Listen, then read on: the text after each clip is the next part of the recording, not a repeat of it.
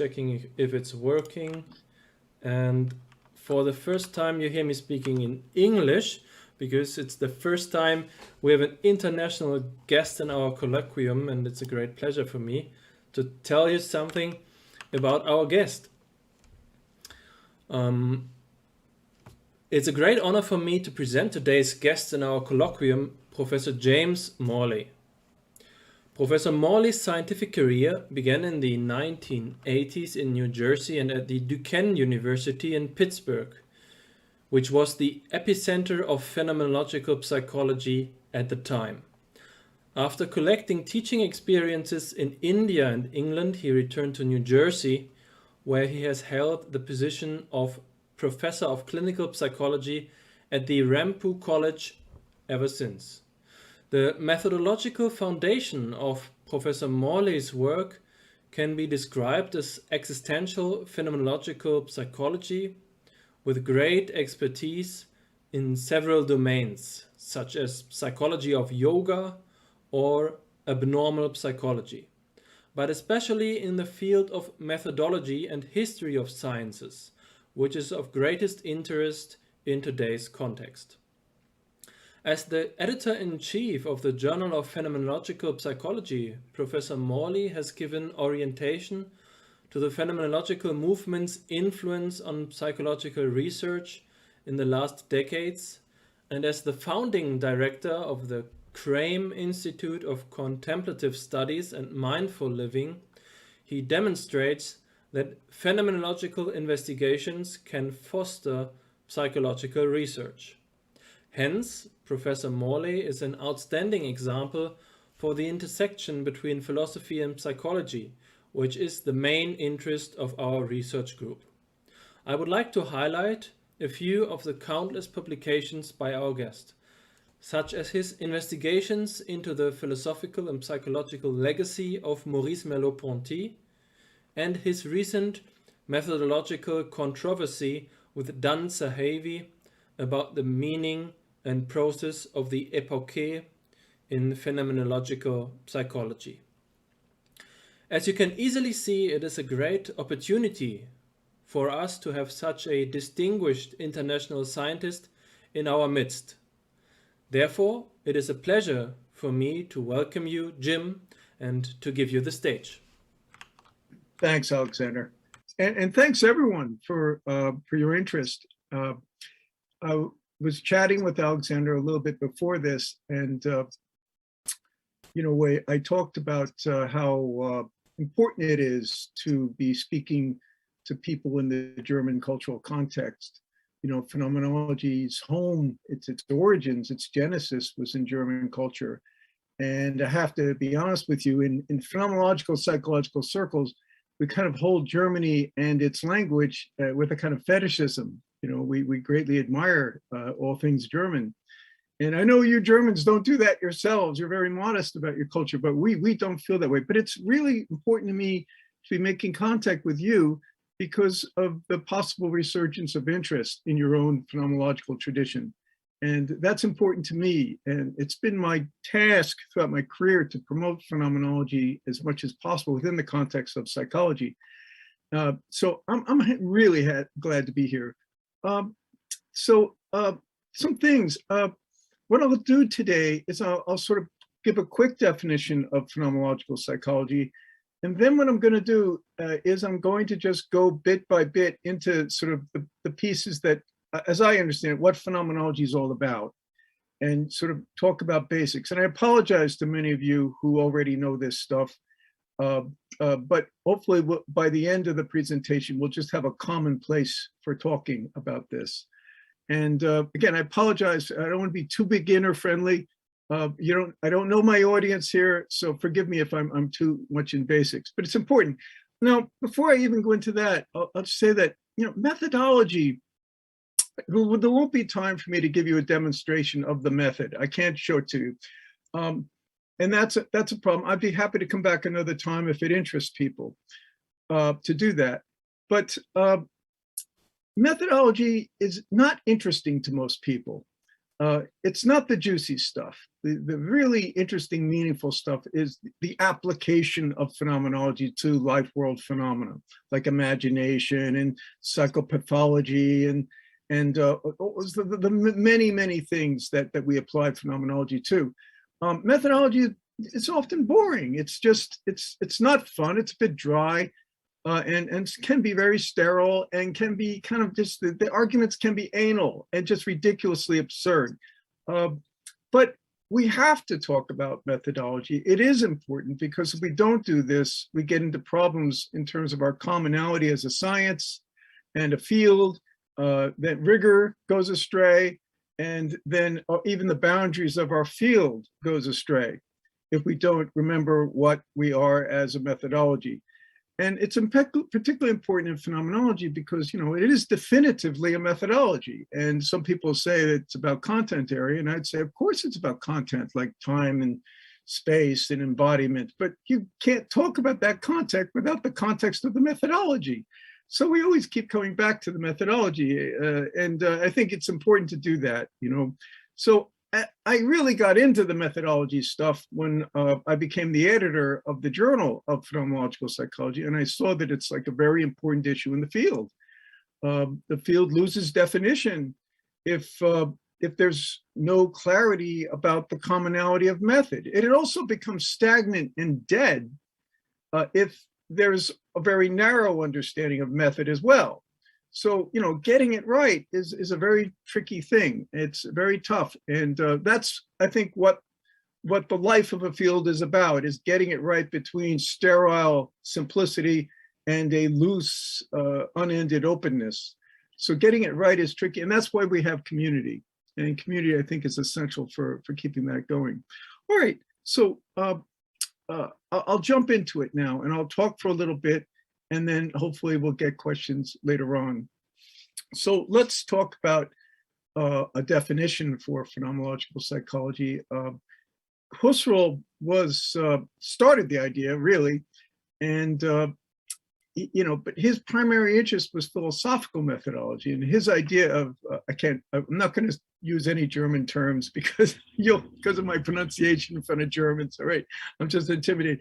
But his idea of strong science or rigorous science was primarily about getting to pure phenomenology, which is the transcendental position. And this is what phenomenological philosophers do. It's primarily been about transcendental phenomenology. Now, of course, later on, Sartre, Merleau-Ponty, and Alfred Schutz, and the whole second generation of phenomenologists came up with what we would generally categorize as existential phenomenology, which was very close to what I would call phenomenological psychology. And we'll get into this later on. Anything that isn't transcendental is close to phenomenological psychology. And again, we'll discuss this in some detail later.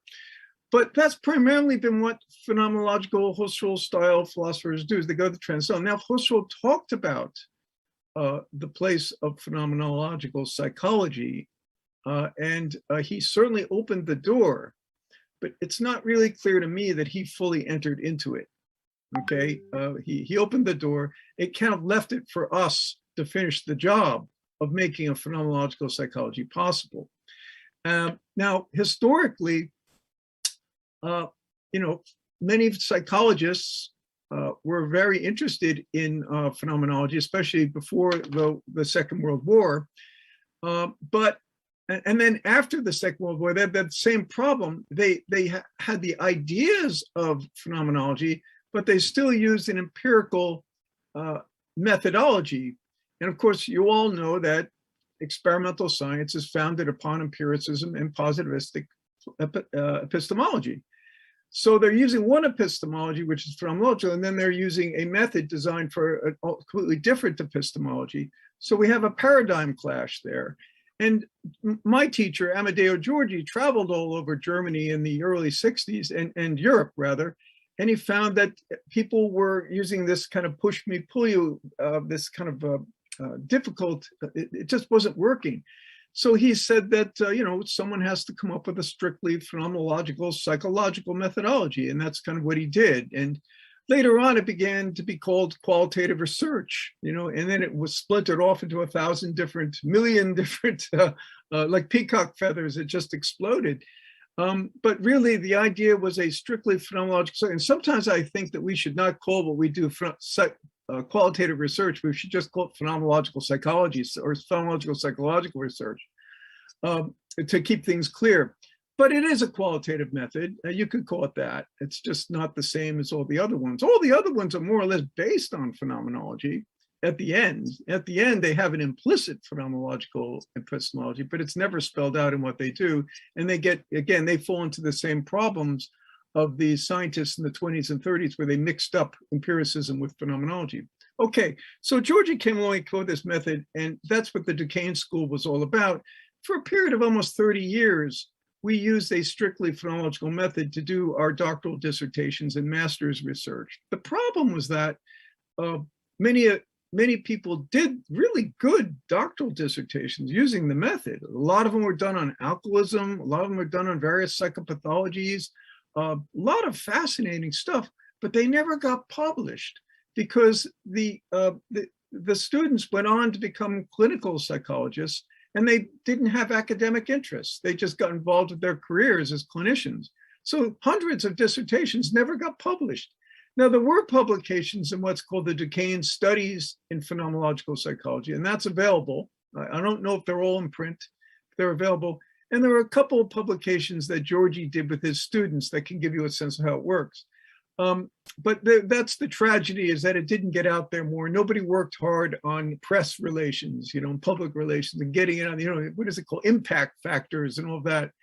So one of the things I've been trying to do is to tell, with the resurgence of interest in applied phenomenology or first person, what people call first person research, I want to say that, do that, that's great, but don't reinvent the wheel. Look at what your predecessors did so you don't reinvent the wheel, and you can do better. You can go past and beyond what has already been done. The idea isn't that you should do what we're doing. The idea is go beyond us, but first know what was there first. That's all. So, okay, so let's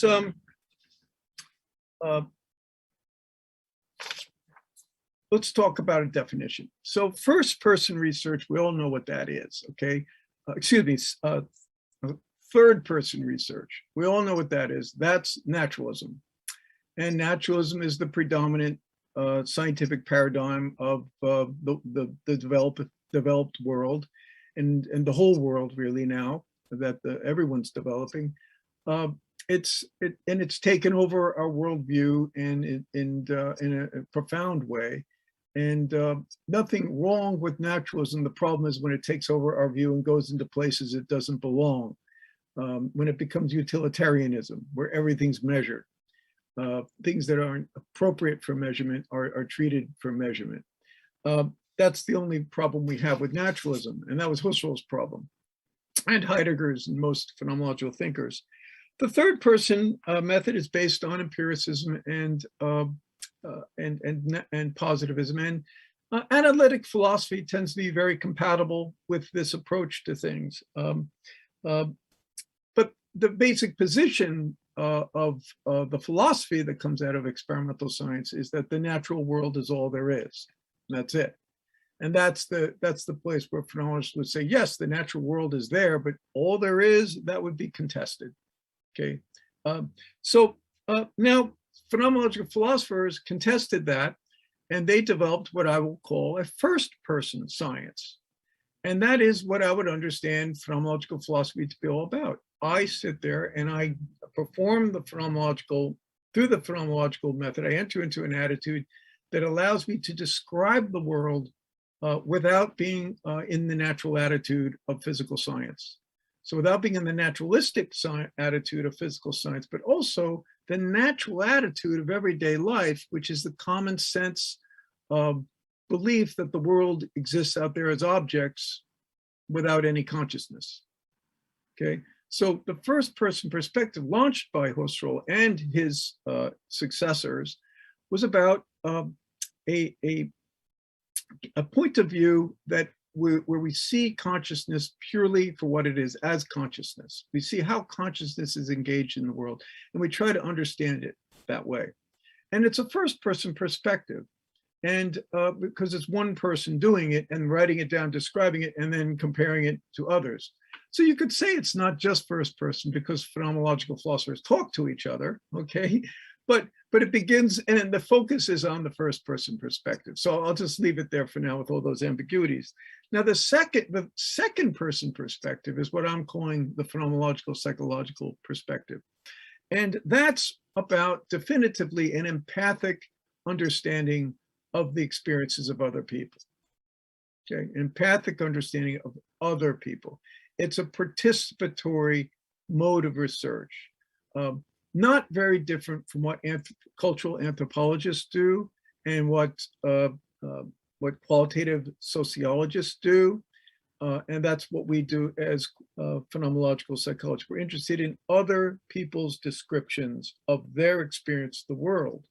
And now, we're not asking them to be phenomenological philosophers in their, we're asking them to describe the world as they exist within the natural attitude, within the ordinary understanding the world, whether scientific or pre-scientific, whatever it is, we ask them to describe the world in it from a naive, regular, everyday world point of view. And then it's our job to understand what they are talking about from a phenomenological perspective. And that's the tricky thing. What is this perspective?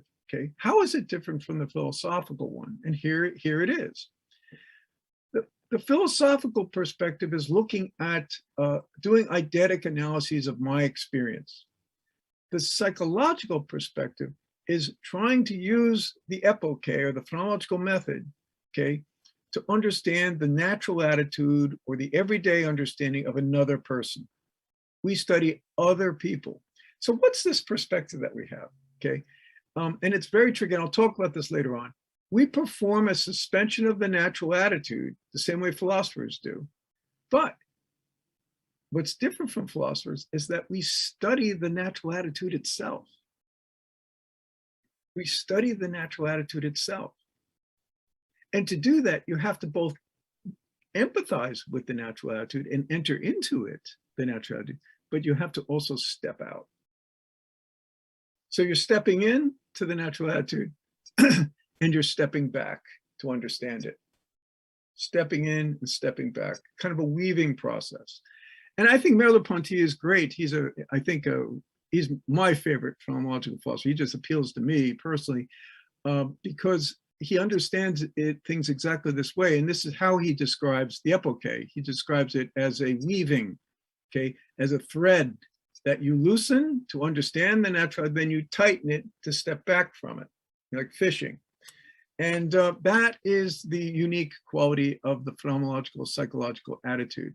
We're both in, we step in and we step back. And it's a constant weaving back and forth. And that's what we do when we are understanding descriptions that other people give of their experiences of the world. We have to understand empathically from their point of view, but we also have to step back and see it from outside the natural attitude to understand its essential meanings. Okay, so that's sort of my general introduction. So let's now go back to what is phenomenology? And again, for those of you that may not be as acquainted with it.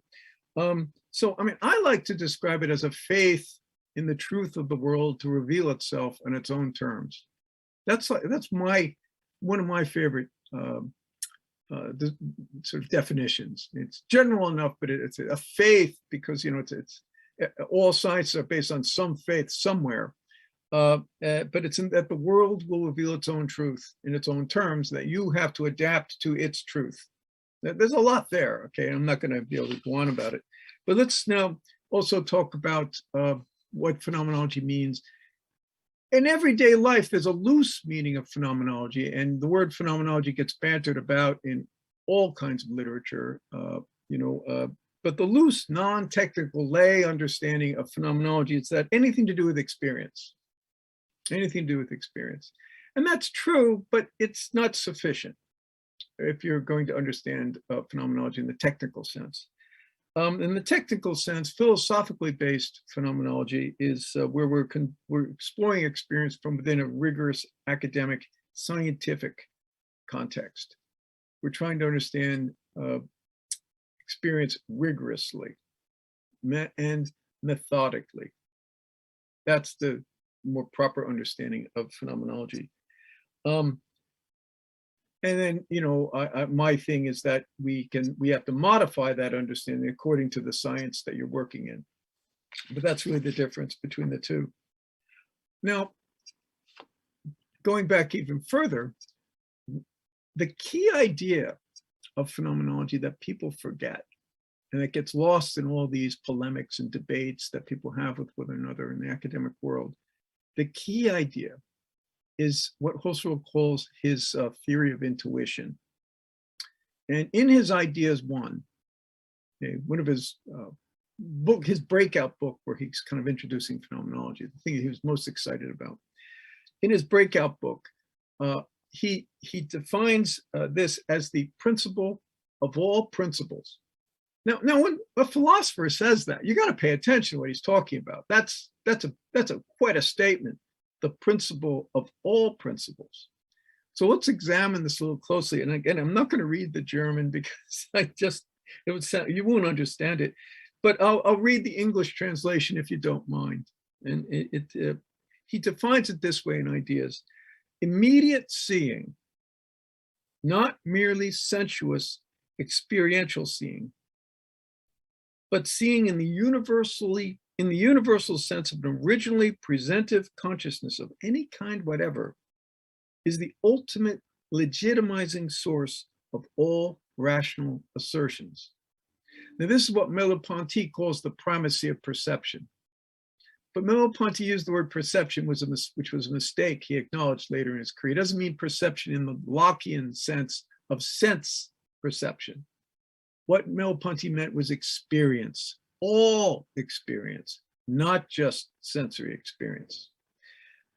So, he says it's the originally presentive intuition. He calls it, I'll read the German, Originar gebendes Bewusstsein. Okay, the originally presentive intuition. And what's important here is that this intuition, and he uses the word intuition very technically. He doesn't mean like I have a feeling. Okay, it's not like intuition, like I have a feeling, like most rock songs, I have a feeling. It doesn't mean, what do you call it? It's not the schmaltzy kind of thing of I have a hunch kind of thing. No, he means it in a very specific way. He means that an intuition is not a cognition. An intuition is just something that happens. I'm not thinking it, it just comes to me. You receive it. You receive it. And in a certain sense, it's passive. It just comes to me. So, for example, if, I hold the pencil, I don't think pencil, just the pencil's there. And if I doubt it, I'm crazy. He sort of says that. Now, of course, it may not be a pencil. It may turn out to actually be a snake, but it's probably a pencil. And sometimes I see a bear, and where I live, you actually see bears on the road. And the bear may be on the road, and you stop the car and you freak out, you're anxious. And then you realize it's just a black plastic bag being blown about by the wind. So you correct your experience. So experience, just because you get an immediate intuition, doesn't mean it's accurate. You correct it and you get it right. He doesn't mean that it's always right. But for the most part, the world comes to us this way. And by the way, at the moment that I'm driving the car and I see the black bear, it is a black bear for me at that time. It is a black bear. Now, again, later on, I find it's really a black bag, and I correct it. But it was a black bear at that moment when it came to me that way. And that's a way of understanding so many forms of consciousness. So many forms of consciousness come to us in certain ways, not always accurately, but at least that's how they come. And what phenomenology gives us is a way of examining the way things come and correcting them if needs be, or at least understand. This is why it's really useful in psychopathology, where we take seriously people's delusions we listen to them. We suspend our belief in the natural. We listen to them. So it's very powerful. So there's a lot going on here. Now, in a way, it's a very anti-cognitive position, this theory of intuition. It's quite a challenge to most of mainstream conventional psychology to say that, the original, most important foundational principle of knowledge is direct experience, because cognitive psychology is based on the assumption that experience is mediated by cognitions. So it's a pretty big challenge. And I would also say myself, speaking personally, that it doesn't mean there aren't thoughts and cognitions. I think there are, of course. It just would say that, they're founded, as a phenomenologist, I'd say they're grounded on immediate direct experience. They're not primary to experience. And then when they are primary to experience, then we might be in the domain of psychopathology and delusion. That's another conversation. So it's really important to get that right, because there's so much misunderstanding of what phenomenology is, and it's usually based on the fact that people have forgotten this principle of all principles. They've forgotten that this is the essential meaning of phenomenology. Now, of course, a lot's happened in 100 years, and we've moved on, and there's so many other takes, and so much more has been done, and so many modifications have been done on these ideas. But that's the key idea that launched the phenomenological movement. That's the key idea that launched the idea of getting to the things themselves, the matters themselves, okay, the issues themselves, which is the originally presented intuition. So in a certain sense, phenomenology is a deep empiricism. It's more empirical than empiricism. Empiricism is based on the Latin word experience. But the British empiricists decided to define experience as just what is sensorially understandable and therefore measurable. And what they did was they put experience into this box, and they left out the rest of the universe of experience. And so this is where Husserl is coming along as a corrective. Again, we're not denying the sensory world. The sensory world is absolutely important, but we're just saying it's not limited to that. And an example of this is imagination. And I personally think that imagination is the real subject matter of a proper psychology. And imagination is a blend between the sensory and the imaginary. It's always a blend. And I would say that that's probably a lot of the so-called empirical world, is this imaginary nature of the real, that as Merleau-Ponty calls it. So the imaginary comes in as very important, but there's other things such as values and meanings and language and concepts that are more that are experiences, and symbols that are experiential, not sensory. And phenomenology opens the door for this. This is also, by the way, why religions like phenomenology, theologians like phenomenology, because it keeps the door open for a validity of religious experience. And I think that's really an interesting side note there. So direct intuition is inclusive of everything, including the senses. And through direct intuition, we distinguish between the sensory world, which Husserl calls the real, and the non-sensory world of everything else, which he calls the irreal. And that would include imagination, all the things we talked about here. It's a really nice distinction. And of course they blend, but the distinction is important. So there we go. It's a deep empiricism. And so to do this intuiting, you need to learn to see it, and you need a method for being able to intuit better and to therefore describe. And so to do this immediately, to get into immediate experience, it's just not easy to do. That's where a method comes in, and that's what Husserl came up with. And he comes up with a method. It's a attitudinal method. One could call it a meditation method, which, by the way, many traditions all over the world, usually associated with religions, have been using for millennia. And Husserl didn't want to get messed up with anything religious, although at the end of his career, he did discover Buddhism, was shocked by its methodological rigor. But it was at the end, very end, when he discovered this. And he was very positive about it. but you need a method. And there's been methods for thousands of years, and I've always been struck by the stunning similarity between the Yoga Sutras and a lot of Buddhist texts and phenomenological methodology. But that's another thing.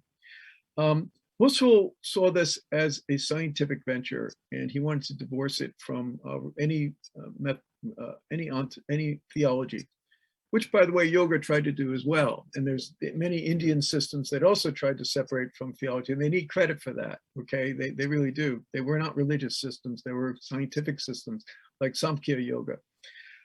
All right, so to do this, you need a method for describing the world that comes immediately. And this is why we need a method. And the method he came up with is based on discovering this thing called the natural attitude, which we just talked about. The natural attitude is the presumption of a world that has nothing to do with consciousness. And what Husserl's idea is to come up with a method for canceling that out, or putting that into abeyance, for bracketing it like you do in algebra. You put parentheses around something. And he did start as a mathematician, and his style stayed, which is why he's not always pleasant to read. It's very dry. But the idea is you come up with a method to allow you to see how the world appears conscious without all the other things. Now, what comes in the natural attitude is a lot of presuppositions and opinions and values. It's not just the natural attitude is a world of assumptions. And the idea is to sort of see things without those assumptions. Now, of course, in the history of phenomenology, this has been critiqued. And many phenomenologists, specifically hermeneutic phenomenologists, believe you can never escape all of your assumptions. And I agree. Most people agree you can't. But that doesn't mean you don't methodologically attempt to do your best. And that doesn't mean you don't also methodologically apply certain interpretations. You can do both. And philosophers in phenomenology have no problem with this. It's in the qualitative sciences or qualitative research that there's this silly debates about this. Why you can't have both is I don't understand. But the thing that gets left out in qualitative research is the epoche. So let me spend some time on that. And of course, yeah, you mentioned my discussion with Dan Zahavi on this issue, and I'm a friend of Dan Zahavi's, and we're allies, and we work in commonality. But I like just about most of what he says, but I thought his advice to qualitative researchers in phenomenology to abandon the epoche, I don't think that's very helpful. And I think it's mistaken. I think he's going to come around eventually.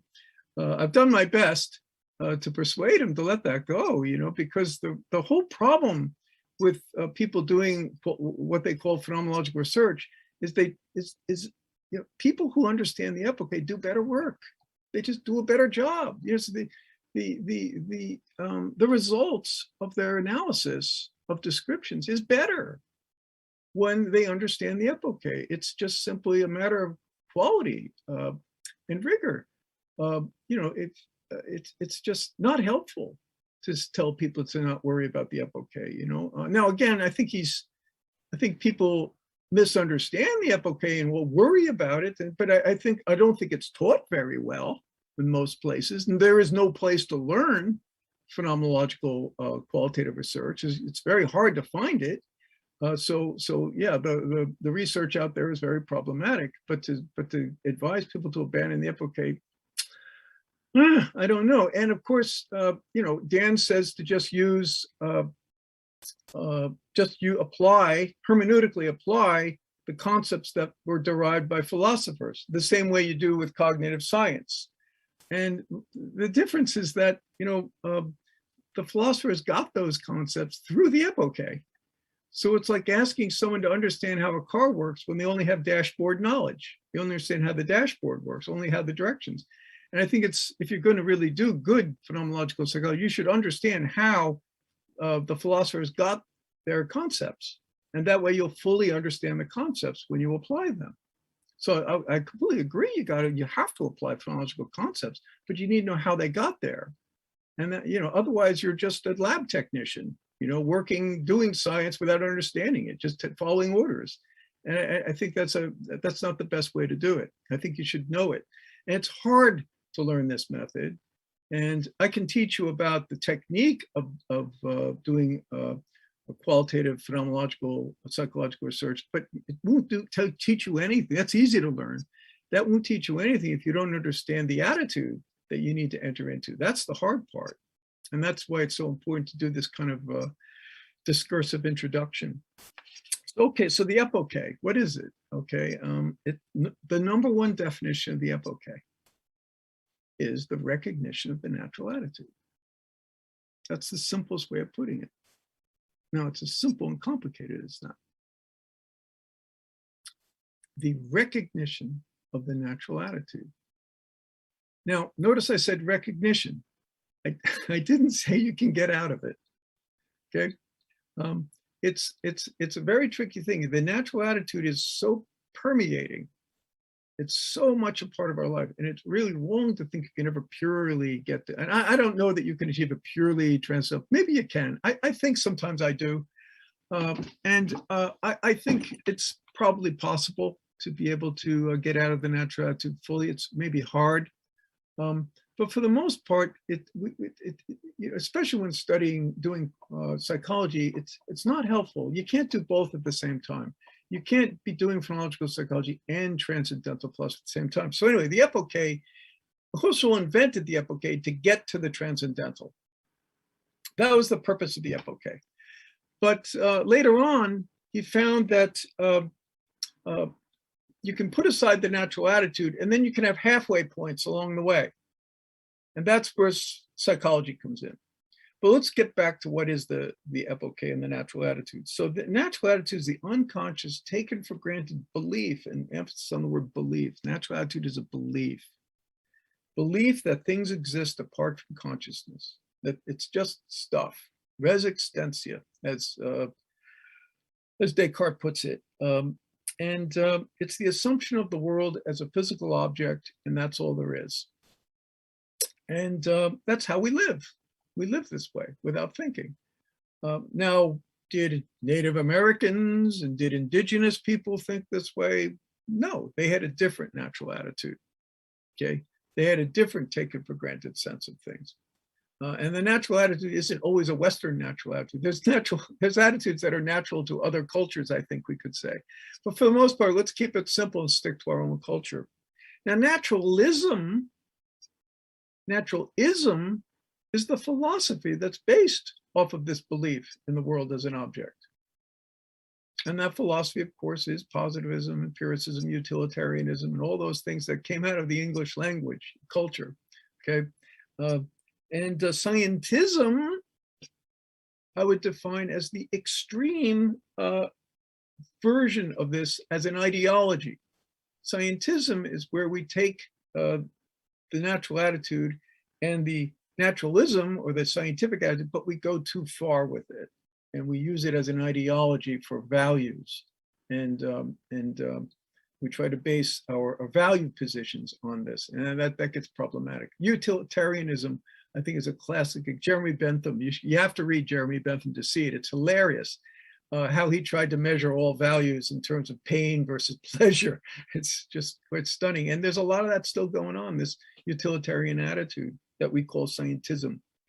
I think I'm a great believer in evolution, and I really find evolutionary psychology interesting, but I'm also rather amazed. I find myself howling, laughing at some of their naturalistic, scientistic statements, like how rape is natural to men. It's strange because everything's based on this sexual strategies. I just think it goes too far. That's classic scientism. All right, so the natural attitude is how we're always already in the world, and how can we understand? There's moments when how can we understand moments we get out of the natural? And there's ways that in everyday life, without the phenomenological method, we can snap out of the natural attitude. And I use this when I teach this to students. We can, when you get really bad news, you leave the natural attitude. Okay, any shock, any trauma is a departure from the natural attitude. So if you get bad news, like when you hear that, when you get that phone call that your father just died, you step back, okay? your emotions take you over, and you step back, and you're not in the world of everyday life anymore. You're almost in a it's almost bordering on a dissociative state where you're just out of it. And that's an example where you leave the world of ordinary life. When you have a threat to your own life, if you have a car accident, or you have a sports accident, or you have a near-death experience, you leave the natural attitude.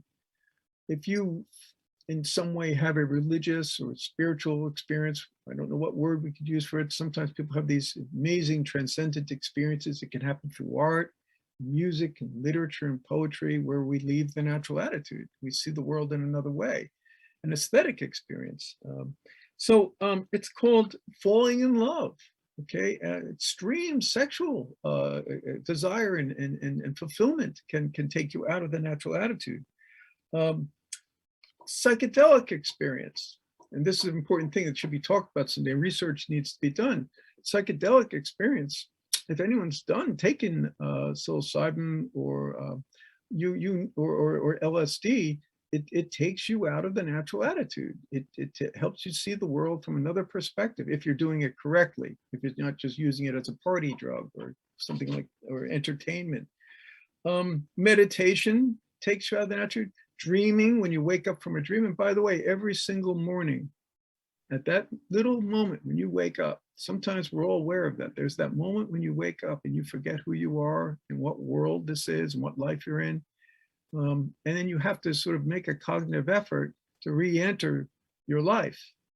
There's that little moment, especially if you've had an intense dream and you wake up from that dream, where you have this moment where you're not in the natural attitude. Merleau-Ponty begins the visible and the invisible with this example. He begins this, the visible, perhaps his most profound work, with this example of the break in the natural attitude and what this reveals about belief. So traveling can take us out of the natural attitude. I lived a lot of my life in India, and boy, every day was a break with my natural attitude in India. At every single moment, every ordinary encounter, you had to step back to sort of re-enter the world. So these are just examples of shocks that take us out of the natural attitude. But what Husserl tried to do is devise a method to leave the natural attitude without these dramatic shocks, to do it in a way where we can consistently step outside the natural attitude and do research. Okay, hope that I went into that long bit there to just spell it out. So, all right, now I don't think we need to talk anymore. There's the first meaning, which is the recognized natural. Now, the second one, and the big common misunderstanding in the literature of the epoche, is bracketing of opinions. I hope you'll understand from what I've said that the epoche is not just bracketing of opinions. It's a bit more than that. Bracketing of assumptions. What do they call it? In quality, they call it. There's different words for this, but all qualitative methods talk about bracketing your opinions. But they don't understand it in the deeper sense that we do here, with to bracket the natural attitude, to undergo direct unmediated experience. That's not what's going on with most people who use that word.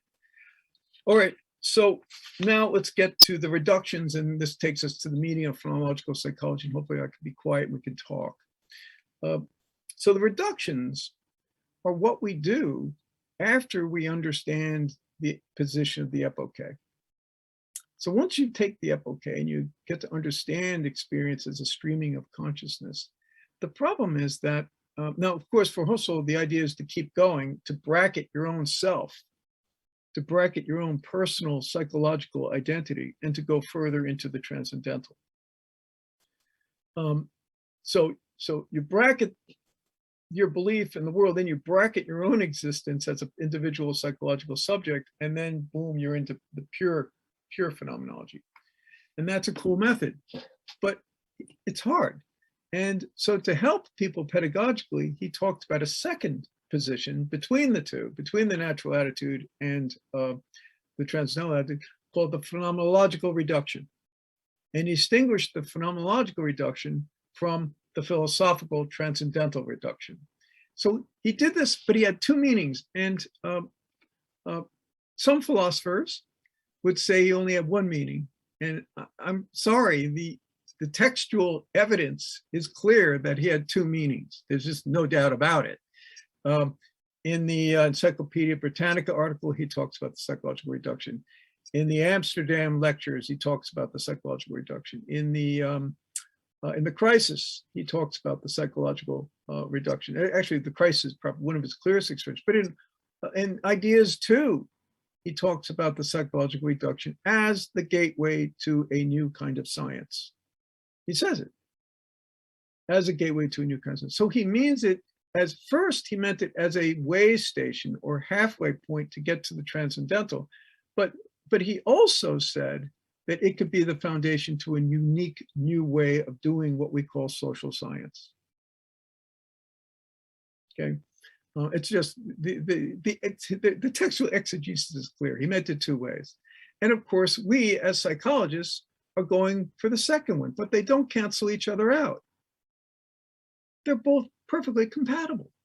There's no need to say there's only one or the other. No need whatsoever. Perfectly compatible. And I would even say that if you are doing phenomenological psychology, you should damn well understand the transcendental position as well. You should know how to the transcendental position and understand transcendental phenomenology so you can understand the concepts better.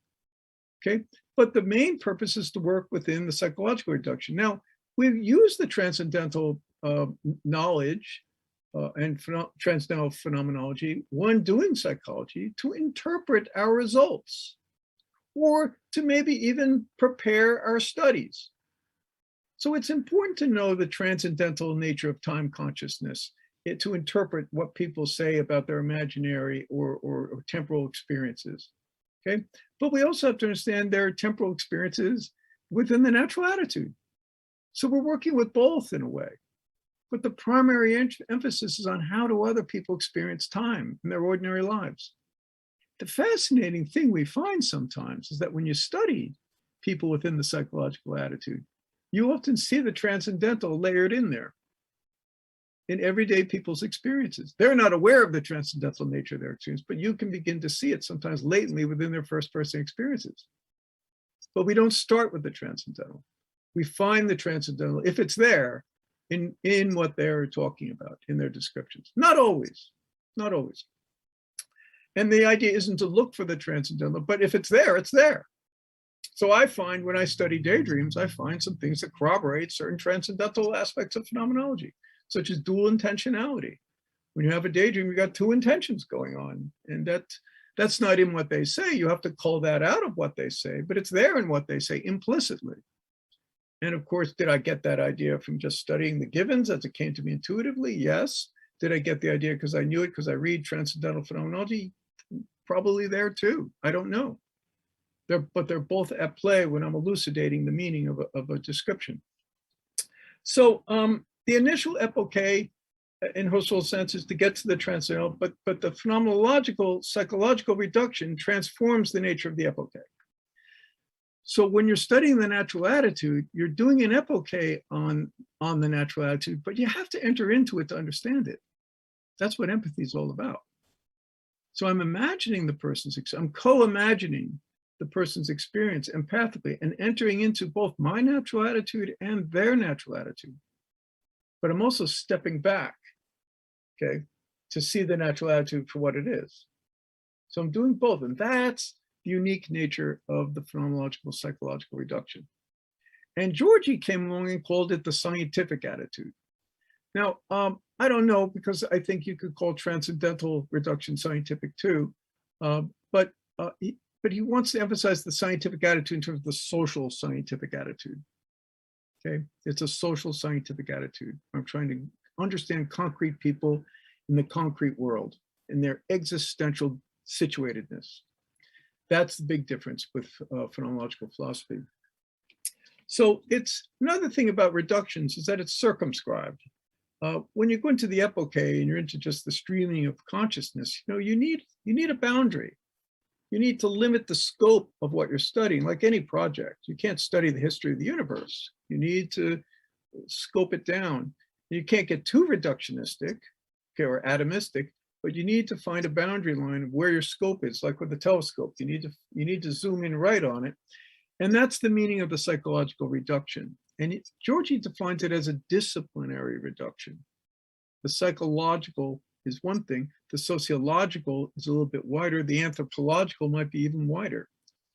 Okay, so all the social sciences might have their own particular scope in which I perform my research. And this is true, for example, with psychiatry and education and healthcare. It's a particular kind of scope, particular interest that I have. I'm not interested in the meaning of sense experience when I'm a nurse, okay? I'm not interested in what imagination is when I'm doing psychiatry. They're different fields with different interests. So that's where the reduction comes in handy. And lots of phenomenologists have discovered that there's all different kinds of reductions. Alfred Schutz especially has been masterful in developing a phenomenology of the life world, the natural attitude life world. And he says that if you look at the natural attitude, it's composed of multiple points of view. And he says each one has its own epoche.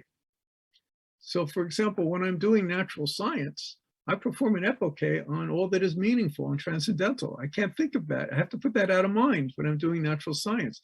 When I'm doing religion, if I'm practicing a religious practice, I have to put science, physical science out of mind, naturalism out of mind, and so on and so forth. If I'm, paying my taxes, I have to put everything out of mind to just make sure I do the tax form right, so I don't get investigated, so on and so forth. So there's epoches and reductions all over the natural world.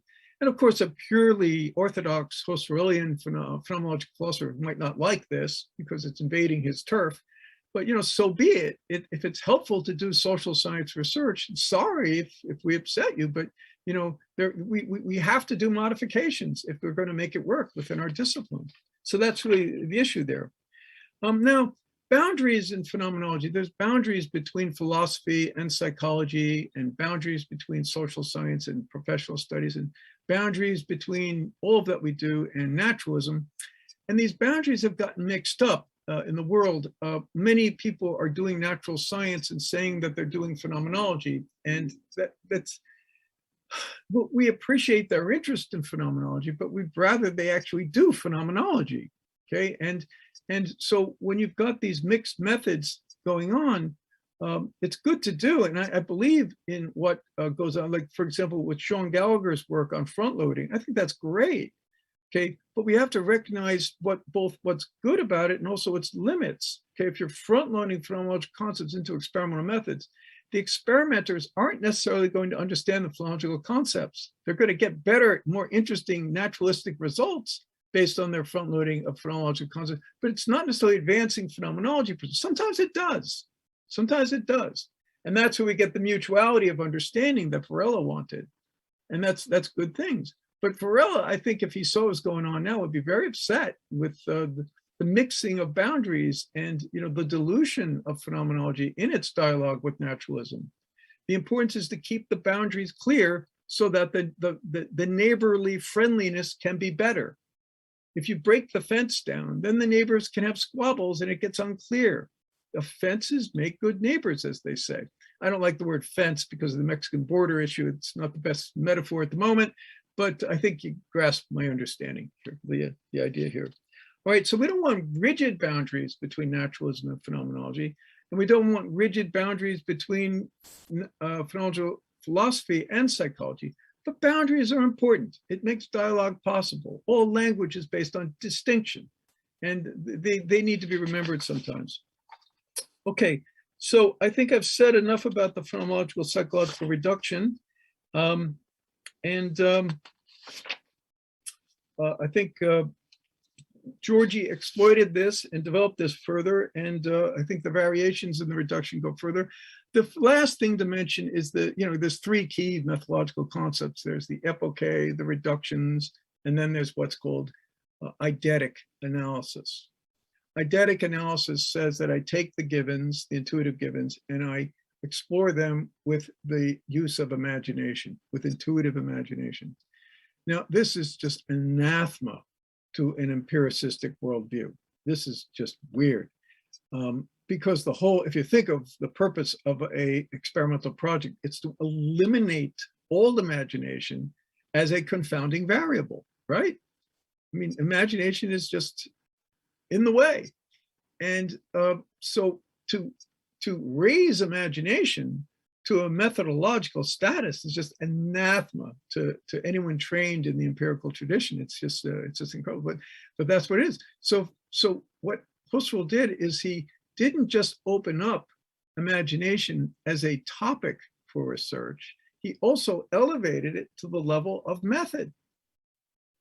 And it's very tough to get across this boundary, even with my students. Once they've been taught, once they've had experimental methods course, it's very hard to get them back into thinking that there's anything valid about imagination. But it's really an important point. He says the imagination is itself like a sense organ, and it can be trained and refined. Of course, we're not talking about wayward, drifting, diffuse, dissociative imagination. No, we're talking about a trained imagination, that's rigorously trained. By the way, you see this in certain meditation techniques. You see this in tantric meditation, where they're using imagination to achieve certain psychological purposes. You can even see this in certain forms of medical and psychological practices, where you train people to use their imagination. It's just in a dialectical behavioral therapy. You teach people to use certain images to calm themselves down. Or I've used this myself in treatments with people, where you use imagery to have a certain emotional effect. So imagination can be used in all kinds of ways, and cognitive science is onto this, of course. But I think that with phenomenology, it's a method in its own self, not just an object of study, empirical study itself. So the idea here is that people give me descriptions, and I listen to what they say, and then I begin to imaginatively reflect upon it. Now, and then as I imaginatively reflect, I look at the different profiles, and I look for what makes it complete. I look for the essential structure of the phenomenon, and I look for that pattern. Now, that gets critiqued. Postmodernists hate this stuff. They think that you're talking about essences. And Sartre was against essences and so on. And Merleau-Ponty corrected him on that. But essences are not meant to be universal and absolute. Essences are situated within a culture and a time and a framework. And we think of phrenological psychology. We don't use the word essences because it gets people upset. So we call it invariant structures. Invariant structures, okay? It's invariant experiential structures. And but we mean essences, but we mean as psychological essences, and they're there. There are certain essential structures, certain experiences. Jealousy is essentially where envy is a two-person thing, where somebody has something I don't have and I hate them for it. Okay, instead of appreciating them, I don't like them. I reject them to make myself feel better. But jealousy, and that's a structure. That's an experiential psychological structure, you could say. Where jealousy is where I'm afraid that my love object is going to be stolen by a third person. Okay, it's all about having my love object stolen from me. So there's three people involved with jealousy, and it's the feeling of having your precious love object stolen from you, okay, unjustly. And so these are you could call psychological structures. I'm giving very simplistic examples here just for the sake of pedagogical purposes, but I hope you all get the idea. So eidetic variation is a different thing in psychology than it is in philosophy. In psychology, eidetic variation is not just done with the one description. It's not done from my own experience, like in philosophy. It's done from another person's description, but also it's corroborated with second, third, fourth, fifth, sixth people who may be describing the same phenomenon. And I use their descriptions to contribute to my eidetic analysis. Now, the key thing is, it's not a vote. It's not democracy. It's not that if six people see it this way, that's what it is. Or if three people see it one way and three people see it another way, and that's what it is. No, the task of the phrenological researcher is to sift through their descriptions, to use eidetic analysis to see what's actually going on there. So you may use eidetic analysis and discover things about the phenomena that the describer, the participant, doesn't even see, but is implicit in their description. And the example I always give is, if you're in psychotherapy, your therapist sees things that you don't see about yourself. Okay. And later on, you find out the therapist was right all along, even though you fought the therapist with it, but it was true. So that's how it is. Sometimes you can eidetically see things that the other person may not see, but it's implicit in their description. So that's the difference. We use eidetic analysis through an intersubjective process. We use verification from other people's descriptions, but we also, as a researcher, we also use eidetic analysis to sift through that all to get what we think is essentially true. So there's the third component of the method is eidetic analysis. And what I just gave you is pretty much it. I mean, that would be the definition of phenomenological psychology. Of course, there's more to it than that, and giving it stripped down. But if you understand those principles that I just discussed, then you can learn the technical method of how to do interviews and how to analyze the interviews and come up with invariant structures.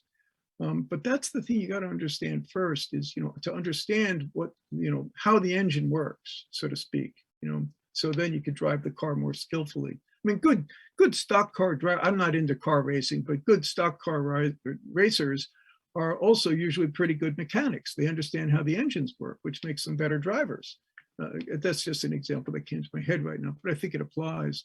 So I think it's really important to not just have dashboard knowledge of how the method works. I think you need to understand the engine as well and how the principle of internal combustion and all those other things. Again, going on with a problematic example, but I hope it helps. So let me stop there. I think that's it. Thank you very much. I hope it's been entertaining.